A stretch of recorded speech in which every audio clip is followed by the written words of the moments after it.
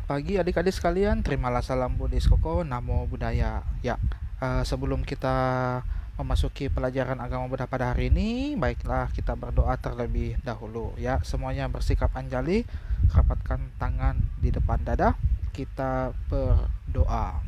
Arahang sama sambudo bagawa budang bagawantang abiwa demi Swakato Bhagawata Dhammo Dhammang Namasami Supatipano Bhagavato Sawaka Sanggo Sangkang Namami. Namo tassa bhagavato arahato sama sambuddhassa. Namo tassa bhagavato arahato sama sambuddhassa. Namo tassa bhagavato arahato sama sambuddhassa. Ya, sabe sata bawantu sukitata, semoga semua makhluk hidup berbahagia. Sadu, sadu, sadu. Nah, adik-adik sekalian, kita berjumpa lagi di semester 2 ini. Nah, semoga kabar kalian semuanya baik-baik saja. Oke, langsung saja kita masuk ke pelajaran 5 atau bab 5 dengan judul Aku Beragama Buddha. Nah, di judul ini Aku Beragama Buddha, kita akan membahas tentang mengenai tempat ibadah umat Buddha, terus rohaniawannya umat Buddha itu siapa, terus hari raya agama Buddha, ya, dan masih ada lainnya ya. Nah, sekarang yang akan kita bahas dulu itu adalah tempat ibadah umat Buddha. Nah, adik-adik sekalian pasti sudah paham sekali ya, di mana umat Buddha berdoa. Ya, ada yang bilang di rumah, wah bukan di rumah ya. Ada yang bilang di kelenteng, bukan ya. Nah, tempat ibadah umat Buddha disebut wihara ya. Sekali lagi, tempat ibadah umat Buddha itu disebut wihara. Biasa ada yang tertulis vihara, ya itu tulisannya, tapi dibaca wihara ya. Nah, umat Buddha pergi ke wihara untuk berdoa.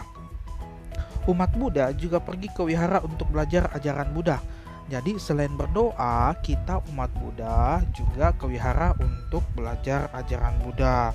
Ya, nah umat Buddha juga ke wihara untuk bermeditasi. Nah, adik-adik sekalian, nanti Koko akan ajarkan cara bermeditasi ya. Nah, jadi wihara adalah tempat ibadah umat Buddha. Nah, di wihara itu ada ruangan untuk berdoa. Terus ruang berdoa tersebut disebut Dhammasala. Sekali lagi, ruang berdoa untuk umat Buddha di wihara disebut Dhammasala.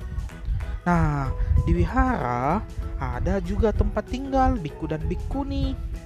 Nah, siapa itu biku dan bikuni? Nanti Koko akan jelaskan. Nah, tempat tinggal biku dan bikuni disebut kuti ya.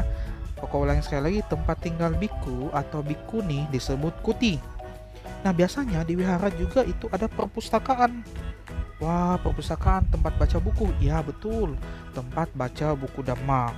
Kita bisa membaca banyak buku-buku Dhamma di perpustakaan tersebut. Nah, umat Buddha juga pergi ke Cetia.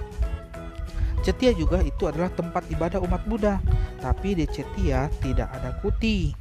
Ya, biasanya Cetia itu lebih kecil daripada wihara ya. Jadi di Cetia hanya ada Dhammasala, tidak ada kutinya.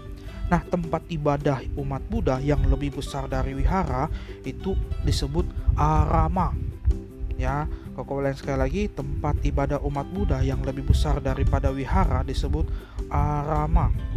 Nah, biasanya di arama itu ada taman yang luas sekali. Nah, di arama juga terdapat kuti gitu. Jadi kalau misalnya pergi ke suatu wihara, terus ada taman yang luasnya, terus wiharanya besar, ada kutinya, wah biasanya disebut arama. Nah, kita biasanya pergi ke wihara, Cetia atau arama setiap hari Minggu ya. Kalau ada yang bertanya, kalau hari lain bisa tidak? Ya bisa, tapi biasanya kita pergi berdoa, bermeditasi, pergi berdana ke wihara itu setiap hari Minggu. Nah, di sana kita bisa berdoa, menghormat Sang Buddha, mendengarkan ajaran Buddha, meditasi, bermain di Dhamma Class, dan juga menyanyikan lagu-lagu Buddhis. Ya, itulah tadi sekilas tentang wihara. Sekarang kita melangkah ke rohaniawan Buddhis. Nah, rohaniawan Buddhis Ya, itu seperti apa? Nah, kan tadi Koko sudah ada katakan tadi biku dan bikuni. Nah, biku dan bikuni itulah yang disebut sebagai rohaniawan Buddhis. Rohaniawan Buddhis itu yang mengajarkan agama Buddha kepada kita. Ya. Nah, ada juga yang menyebut biku itu biksu, boleh.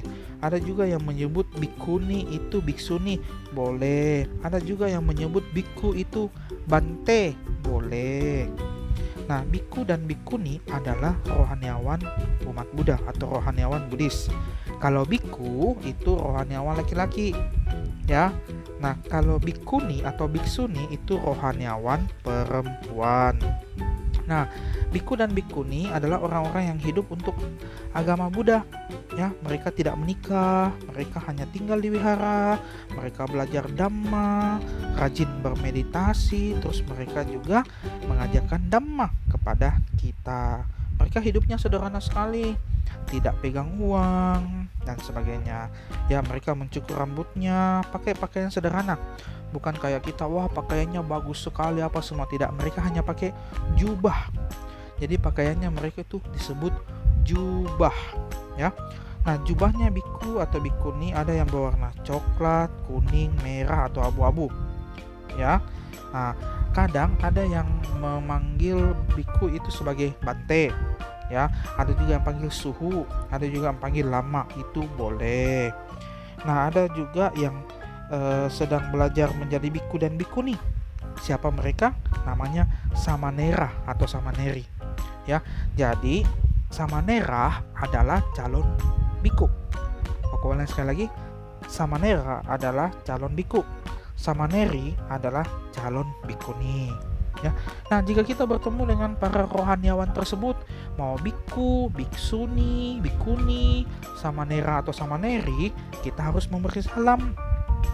Cara memberi salam adalah kita berdiri dan beranjali lalu mengucapkan Namo Buddhaya, Namo Buddhaya Bante, Namo Buddhaya Biku, Namo Buddhaya Bikuni, atau bisa juga Sotihotu. Nah, seperti itu ya. Nah, seorang biku itu hidupnya penuh cinta kasih dan bahagia. Nah, demikianlah pelajaran pada hari ini. Kita akan berjumpa di pelajaran yang berikutnya. Sampai jumpa. Terimalah salam Buddha Soho. Namo Buddhaya.